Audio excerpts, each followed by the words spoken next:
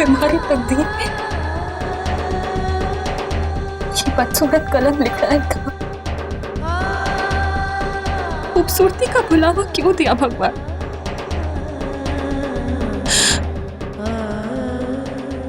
मैंने तो थारे से कभी कुछ नहीं मांगा था, जैसा रखा वैसी रही। टक्को वर्षा हमारी छोटी खूबसूरती के बुलावे में आते और ना हमारे को आज इस तरह बेइज्जत होना पड़ता, जैसे हमारा घूंघट उठा हमारी तकदीर भी जल गई। कोई हमारे से नफरत करे, मैं क्या करूं? कहां जाऊं?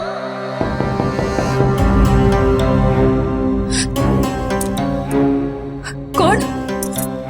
और कोई ना है भाभी साहब, मैं हूँ इमली। जल्दी से चलिए, आपको नीचे बुलाया।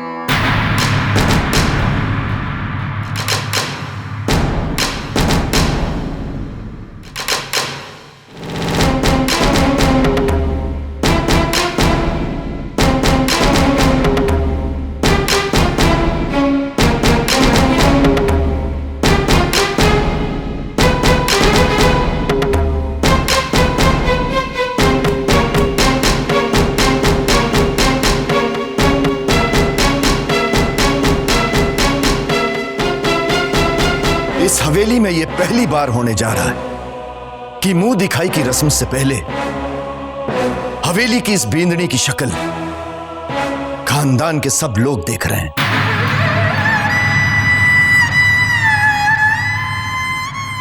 एक रस्म तो हम तोड़ रहे हैं, लेकिन हमें दूसरी तोड़ना मंजूर ना है। इसलिए बींदनी की शक्ल मेघ और मैं इस आईने में देखेंगे।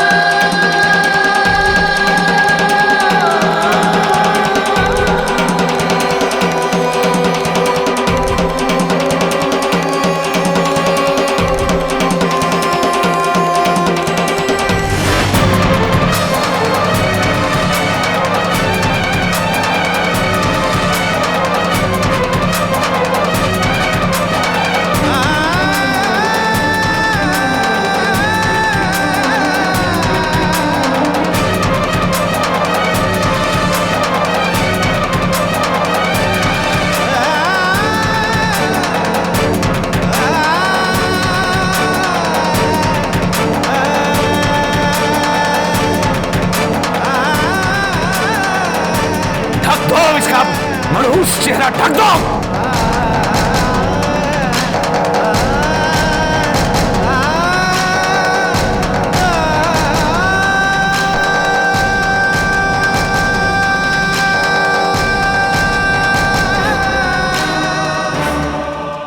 थारे को ये पहले से पता था? नहीं था ऐसा। अगर मुझे पता होता तो मेरी जिंदगी के साथ ऐसा खिलवाड़ नहीं होता। मैंने तो इस पर विश्वास किया था ताया साहब, इससे प्यार किया था, लेकिन इसने बदले में मुझे धोखा दिया। ना सिर्फ मुझे बल्कि हम सबको धोखे में रखा इसने।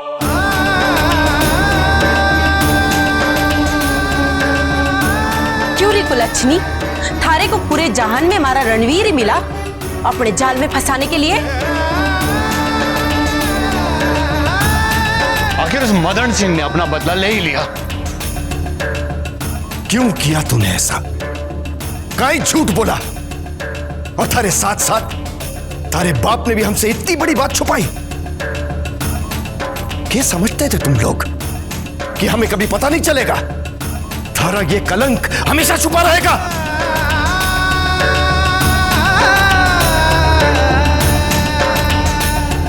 जीजू साहब, इस शौरी का पूरा खानदान ही झूठा है। मदन सिंह को अपनी किसी भी तरह जमीन चाहिए थी। उसने अपनी छोरी को रणवीर के पीछे लगाकर उसे जाल में फंसा लिया,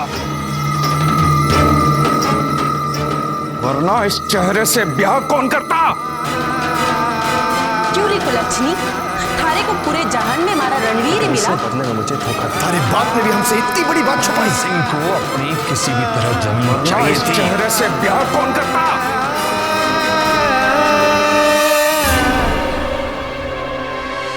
लो, और एक नया नाटक। इमली,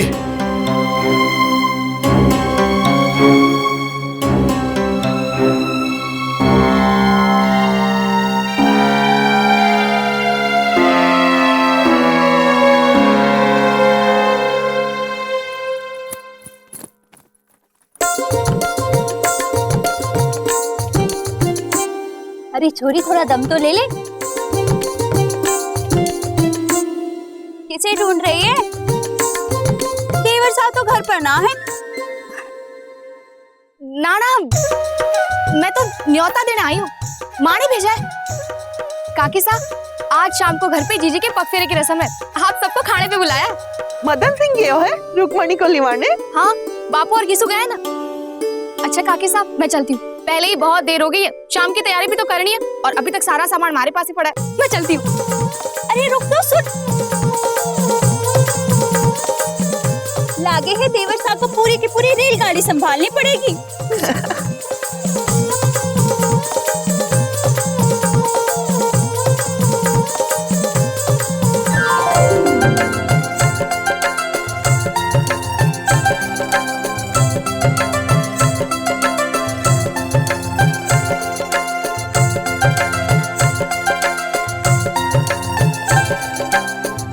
क्या कर रहे हो?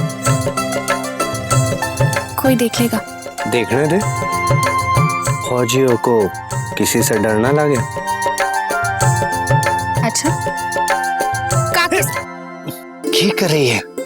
माँ को क्यों बुला रही है? जा, छोड़ दिया तन्ने। और लोग कहते हैं कि फौजियों को डर ना लगे। वैसे काके साहब के साथ साथ भाभी साहब भी आंगन में ही बैठी है, अगर आवाज लगाती तो दोनों भागती हुई आ जाती। तन्ने कैसे पता? अभी वहीं से आ रही हूँ, न्योता देने गई थी जीजी के पगफेरे का। अच्छा, और म्हारा न्योता? अरे काकी सा घर की बड़ी है, जब उन्हें न्योता दिया तो इसका मतलब घर के सभी लोगों को न्योता मिल गया ना। पर म्हारे को तो म्हारा न्योता ना मिला। थारे को तो अपने जीवन में आने का न्योता पहले ही दे चुके।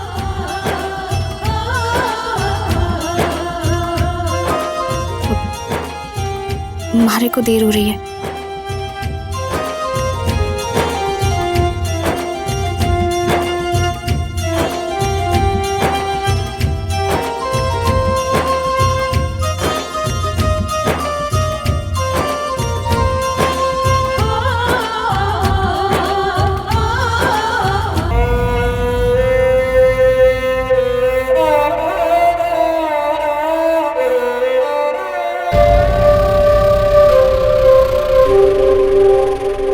जा, तू जाके जल्दी से पानी ले आ।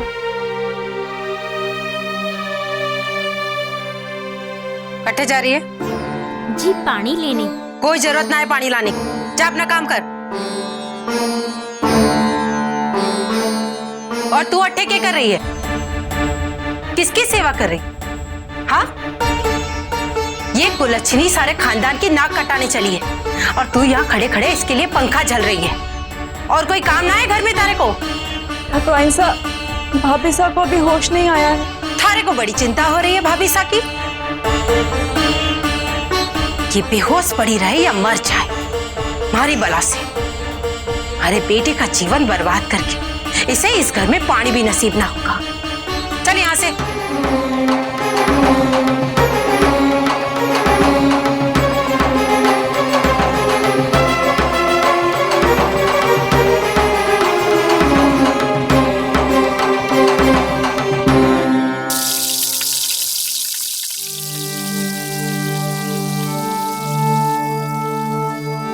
अरे कटे गई थी री छोरी, अभी इतना सारा खाना बनना है और तू एक सामान अब लेके आ रही है। हे माँ, सामान लाना था, न्योते भी देने थे, कितना सारा काम था।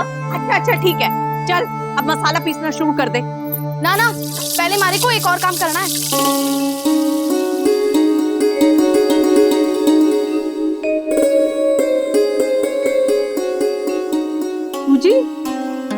सूजी तो मन्ने थारे से ना कही ना, सूजी काहे लेके आई? हलवा बनाने, जीजी को सूजी का हलवा बहुत पसंद है। पर बेचारी को कभी भरपेट खाने को ही ना मिला।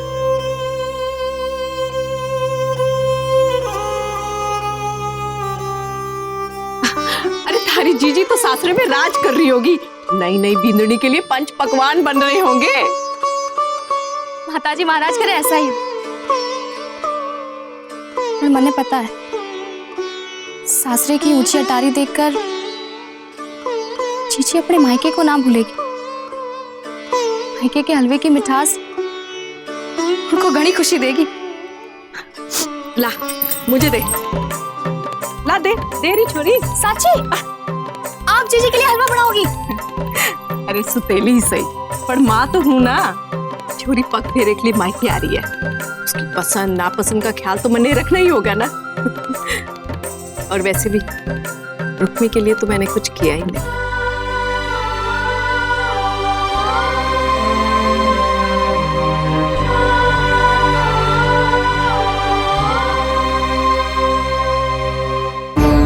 जीजू साहब, फैसलों के करना, उस छोरी का इस हवेली में रहने का कोई हक नहीं है।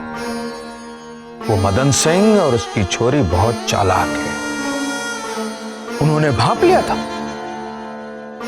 कि हमारा रणवीर तो भोला है, और हमारा रणवीर उस छोरी के प्यार में इतना अंधा था कि उस छोरी का चेहरा देखने की एक भी बार इसने जिद नहीं की।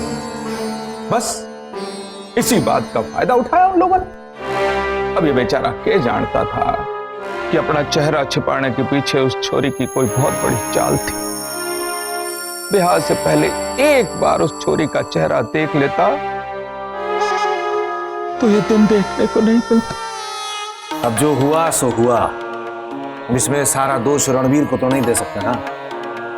रणवीर को तो उस छोरी ने बड़ी चालाकी से अपने जाल में फंसा है, जानबूझकर।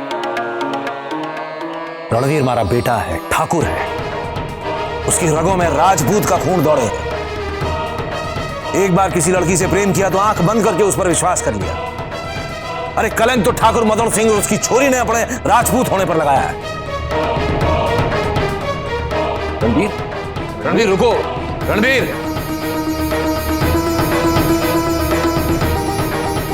दोष किसका है यह जानने का समय अब बीत गया है। मदन सिंह और उसकी छोरी ने जो हमें धोखा दिया है, उसकी सजा उन दोनों को जरूर मिलेगी। राजपूतों की इज्जत के साथ खिलवाड़ करने की सजा।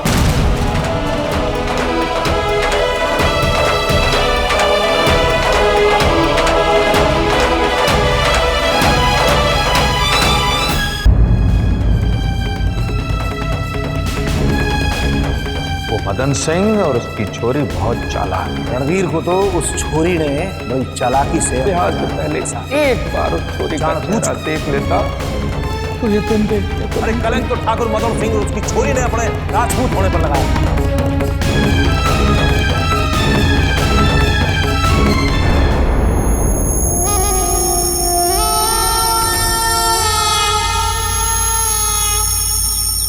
जीवन में जब सबसे करीबी रिश्ता ही बोझ बन जावे तो आजादी को देखकर मन कचोटने लगता है।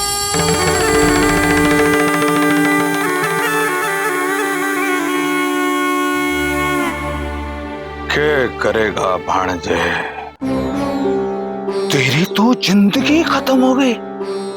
कैसे ढोएगा इस दुख के बोझ को जिंदगी भर। मने तो थारी बहुत चिंता हो रही है। मामा साहब, आप हमारे भाई को दिलासा दे रहे हो या उसके जख्मों को खुरेद रहे हो? बेचारा पहले से ही दुखी है। और आप मने गलत मत समझ पांचे, मने थारे से ज्यादा रणवीर की चिंता है। तुम्हारे से इसका दुख नहीं देखा जा रहा।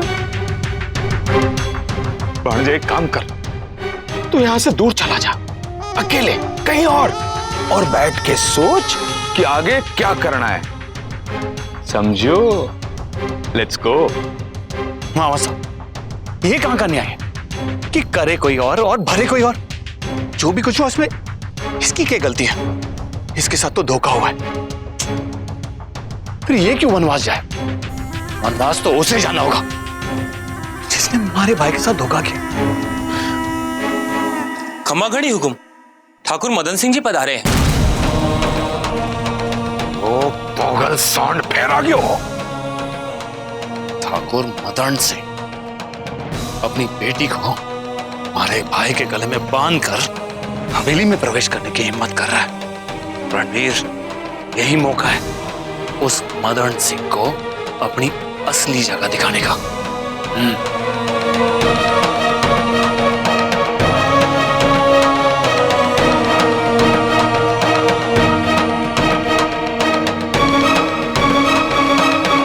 बापू, इतनी बड़ी हवेली में कितने कमरे होंगे? बेटा, मने की खबर होंगे कोई 20-25। 20-25? तब तो एक कमरे से दूसरे कमरे तक पहुंचते पहुंचते आदमी घूम ही हो जाएगा। अरे चुप कर, कोई सुन लेगा तो क्या कहेगा? बापू, जीजी का कमरा कौन सा है? बहुत बड़ा है क्या? अब मने की खबर कि जीजी का कमरा कौन सा है? खबर क्यों नहीं? आप तो पहले आए थे ना हवेली में। हाँ। जय माता जी।